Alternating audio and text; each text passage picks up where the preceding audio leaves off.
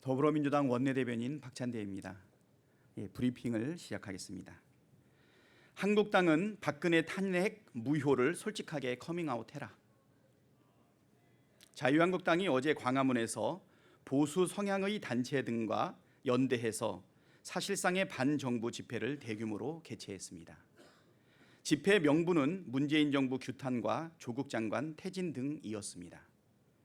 그러나 일부 시위대는 헌법을 유린하는 막말과 행동 등을 서슴없이 했습니다. 일부 극우 성향 시위대들은 폭력 행사도 주저없이 했습니다.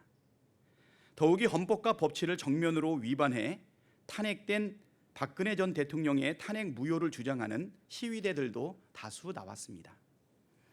직권남용, 뇌물수수로 기소돼 법원에서 판결을 받고 대법원 최종 선고만을 남겨놓은 박근혜 전 대통령의 무죄를 주장하고 나선 것입니다.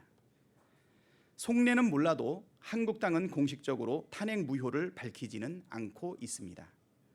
그러나 한국당은 어제 집회를 기화로 박근혜 탄핵 무효 세력과 본격적으로 연대에 들어간 것을 보입니다. 박근혜의 정치적 복원에 시동을 건 셈입니다. 복기해 보면 이를 위해 한국당은 끊임없이 문재인 대통령과 정부 인사들을 제2의 박근혜로 만들기 위해 정치 공세를 벌였던 것 같습니다.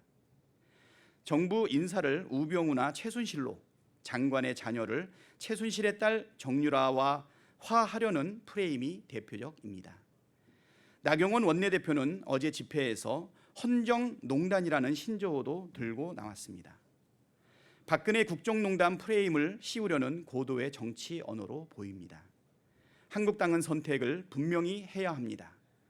헌법과 법률에 의해 그리고 국민들로부터 탄핵된 박근혜 전 대통령을 선택할 것인지, 국민과 민주주의를 선택할 것인지 한국당은 그 경계에 서 있습니다.